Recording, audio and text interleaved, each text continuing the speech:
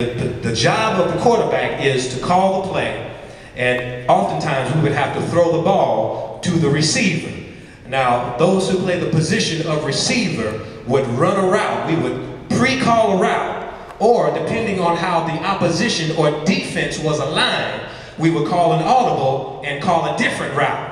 But never mind that. The point I'm trying to make is this. As the quarterback, if I'm going to throw the ball to the receiver who is running a route, it is a timing pattern.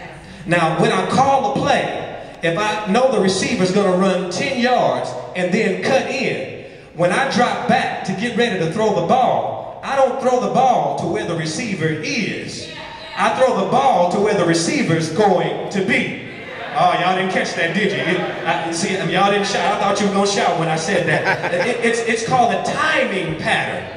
In other words, as I call the play, and before I get ready to throw the ball, the receiver has already run the route. And before the receiver cuts in to turn the route, I've already released the ball. So that when the receiver turns the corner, all the receiver has to do is turn and catch the ball. I don't throw it after the receiver gets there. I throw the ball to make sure that he gets to the ball by the time the ball gets there.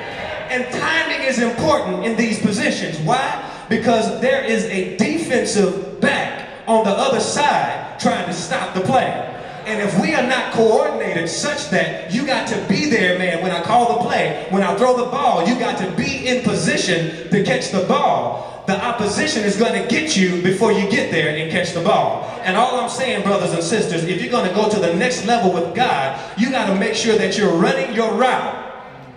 And you got to make sure that by the time Jesus throws the ball, you're in the right place to catch your... Don't you know Jesus has some blessings waiting on you?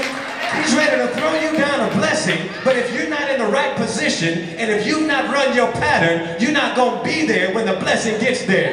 Oh, there were times when I threw the ball, and the receiver was nowhere in sight. I said, man, you ran the wrong position. You ran the wrong route. Oh, I thought you said go out. No, I said go in.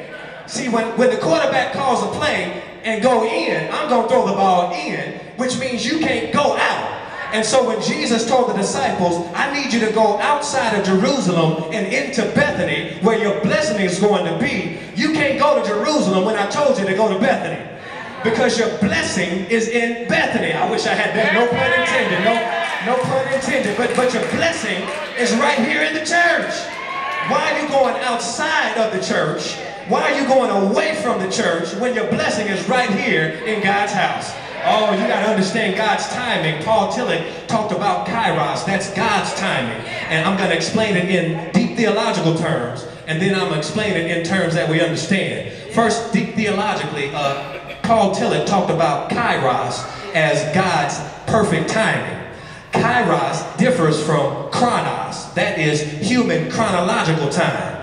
Because God is not bound by human chronological time. We operate on God's time. Now, when chronos is out of sync with kairos, it creates chaos. Oh, and if you want to know why there's chaos in your life, it's because your human chronos has not aligned with God's kairos.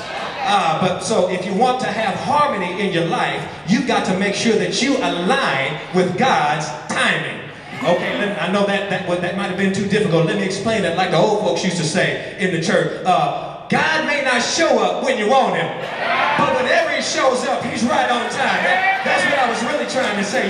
You ain't got to go to Paul Tillich. Just listen to grandmama and great-grandmama. They'll tell you that when God shows up, he's right on time. Maybe you want him to show up right now, but whenever he shows up, doesn't God show up at just the right time? Just when you were about to lose your mind, he was right there. Just when you were about to throw in the towel, he was right there. Just when you were about to give up, he was right there. Just when you were about to lose your faith, he was right there to bless you. Oh, that's because God operates. You got to be in the right position to receive your blessing. The right timing, the right place, the right position. God operates not haphazardly, but he operates purposefully. And so he led them out as far as Bethany. He lifted up his hands and he blessed them. And so if you're going to rise to a higher level with Christ, there must be attention to positioning. But then in verse 51, now it came to pass, while he blessed them, that he was parted from them and was carried up into heaven. While he blessed them, he was parted from them. Now, brothers and sisters, it's important for us to know that Jesus had to die. He had to be crucified so that he could resurrect and show us his power.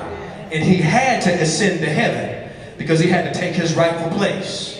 Matter of fact, Psalm 68 and 18 is an Old Testament prophecy that was fulfilled right here in Luke chapter 24. Thou hast ascended on high.